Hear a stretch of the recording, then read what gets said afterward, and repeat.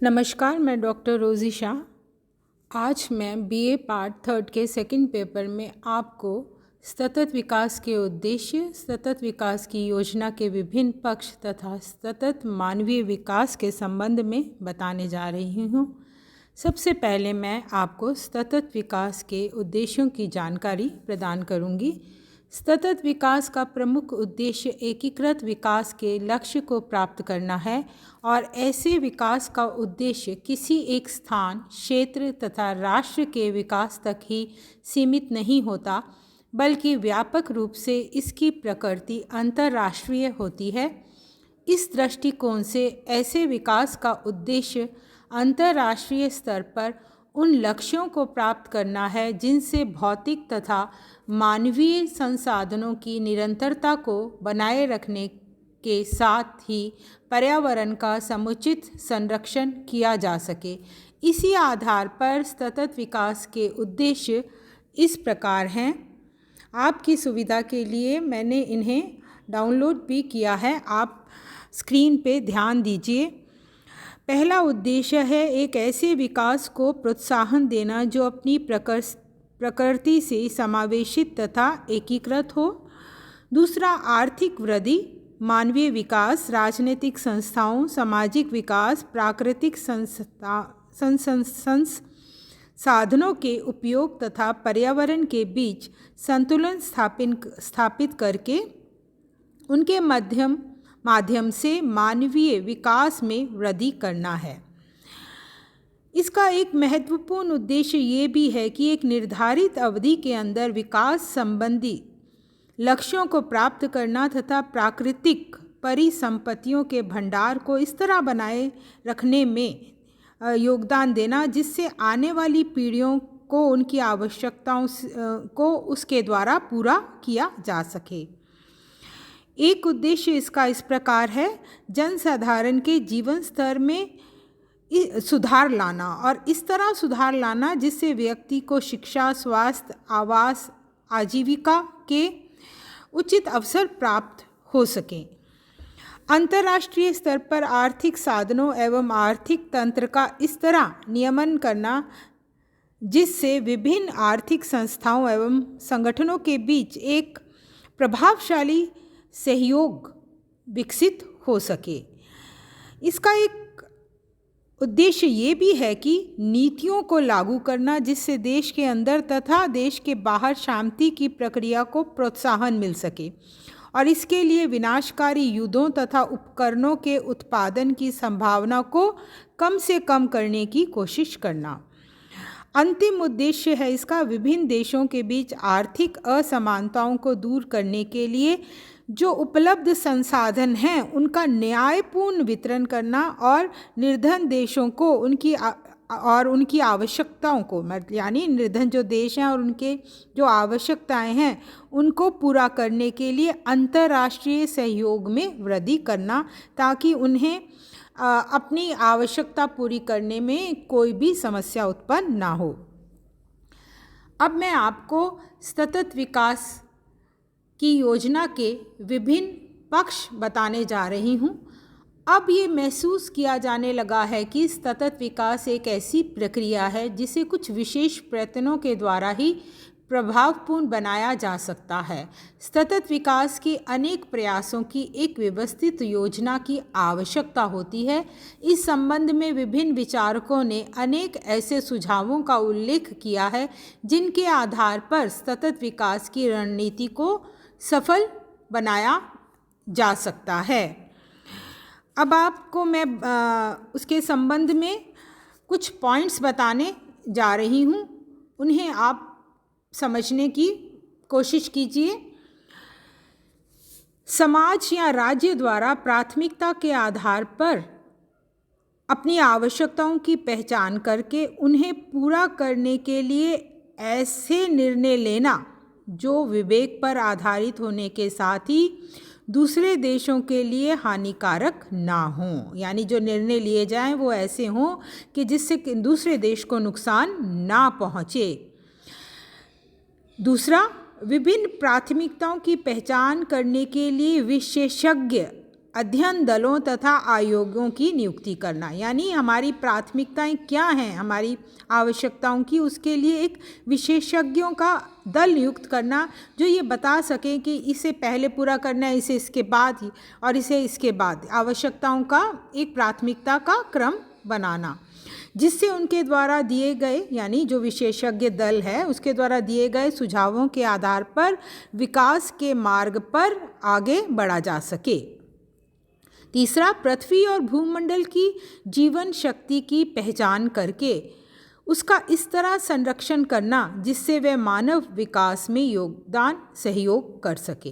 पृथ्वी और भूमंडल की जो जीवन शक्ति है उसके बारे में जानकारी प्राप्त करना, और फिर उस जानकारी को जिसको प्राप्त किया है उसके माध्यम से संरक्षण के कार्य को करना जिससे मानव विकास में वह सहयोग कर सके। प्राकृतिक साधनों का इस तरह उपयोग करना जिससे उनका कम से कम क्षरण होता है कि उनका कम से कम उनकी खत्म होने की संभावना बनी रहे तथा भावी उपयोग के लिए हम उन्हें सुरक्षित रख सकें, यानी उन्हें सुरक्षित रखने का प्राकृतिक साधनों को प्रयास करना। नेक्स्ट है आर्थिक, सामाजिक, राजनीतिक और सांस्कृतिक जीवन के बीच आपस में समन्वय स्थापित करना।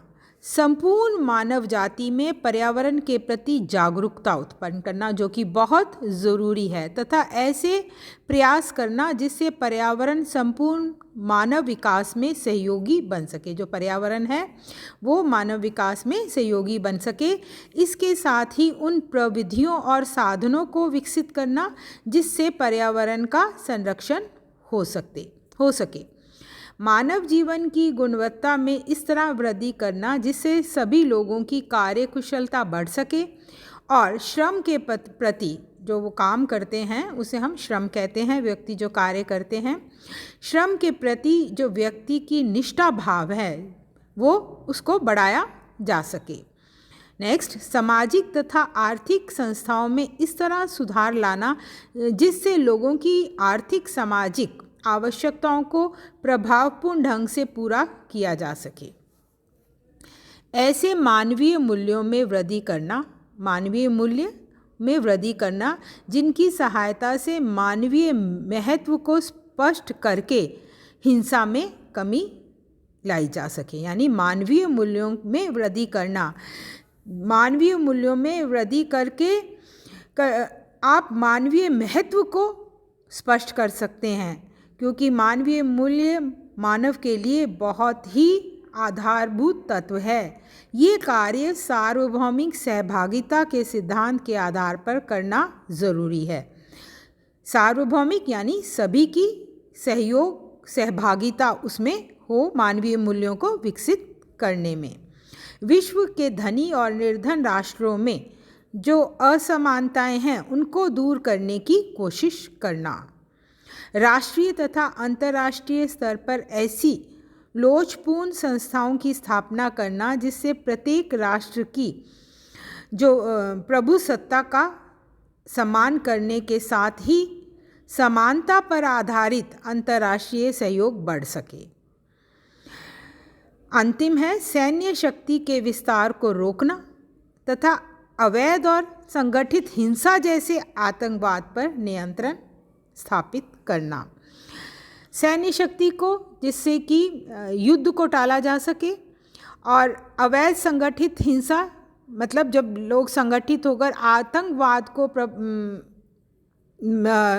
प्रभावी बनाने का प्रयास करते हैं, तो इसके लिए संगठित हिंसा जैसे आतंकवाद पर नियंत्रण रखने की नियंत्रित स्थापित करना, उसको दूर करना।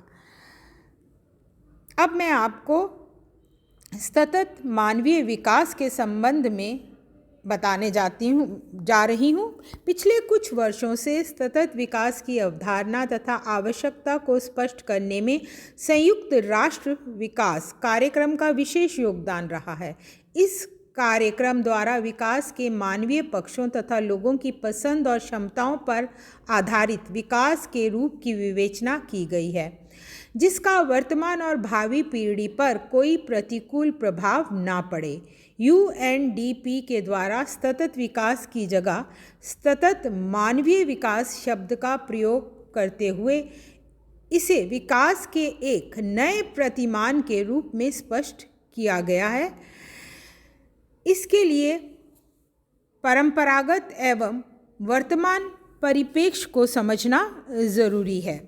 अब मैं आपको परंपरागत जो विकास का परिप्रेक्ष्य है उसे समझाऊंगी। पहले प्रकृति से ये परंपरागत विकास का तत्व जो अर्थ है वह रेखीय परिवर्तन से है, लाइनर। इसका तात्पर्य है कि कुछ समय पहले तक ये माना जाता रहा था कि विकास का तात्पर्य उन देशों की विशेषताओं का अनुकरण करना है जो हमसे बहुत आगे हैं। इस अर्थ में विकसित देशों में पूंजी और नई टेक्नोलॉजी को प्राप्त करना विकास के एक साधन के रूप में देखा गया है। इसी का परिणाम था कि विकसित देशों ने अपनी परंपराओं को छोड़कर व्यवहार के नए प्रतिमानों को ग्रहण करना शुरू कर दिया है।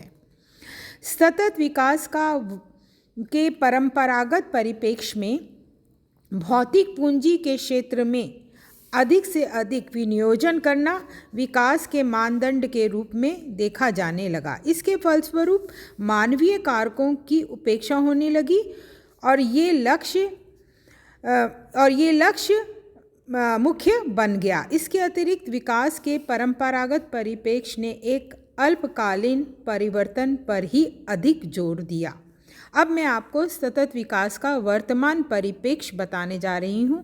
परंपरागत परिप्रेक्ष्य से इस अर्थ से ये वर्तमान परिप्रेक्ष्य भिन्न है कि ये विकास के दीर्घकालीन लक्ष्यों पर बल देता है। साथ ही ये इस मान्यता पर आधारित है कि दूसरे देशों का अनुकरण करने की जगह अपने देश के समुदाय के नवाचारों को विकसित करने की क्षमता उत्पन्न करना। इस तरह के नवाचार अतीत के अनुभवों पर आधारित होते हैं। इस दृष्टिकोण से परंपरा हमारे लिए एक बोझ नहीं है बल्कि एक उपयोगी संपत्ति है। इस परिप्रेक्ष्य के अनुसार समाज में अतीत के अनुभवों का विशेष महत्व होता है। इसके अंतर्गत मानवीय कारकों को केंद्रीय तत्व मानते हुए ये स्वीकार किया जाता है कि सामाजिक विकास, शिक्षा, विभिन्न संस्थाओं की रचनात्मकता तथा पर्यावरण के संरक्षण से ही सही अर्थों में मानवीय विकास संभव है। ऐसे विकास की प्रकृति भौतिक और सामाजिक दोनों तरह की हो सकती है। संक्षेप में सतत मानवीय विकास व्यक्तियों की रुचियों और क्षमताओं का वह व्यापक रूप है जिसके द्वारा भौतिक तथा सामाजिक पूंजी का निर्माण समताकारी आधार पर इस तरह किया जाता है जिससे वर्तमान पीढ़ी की आवश्यकताओं को पूरा करने के साथ ही भावी पीढ़ी की आवश्यकताओं के बारे में किसी तरह का समझौता नहीं किया जाता। Thank you.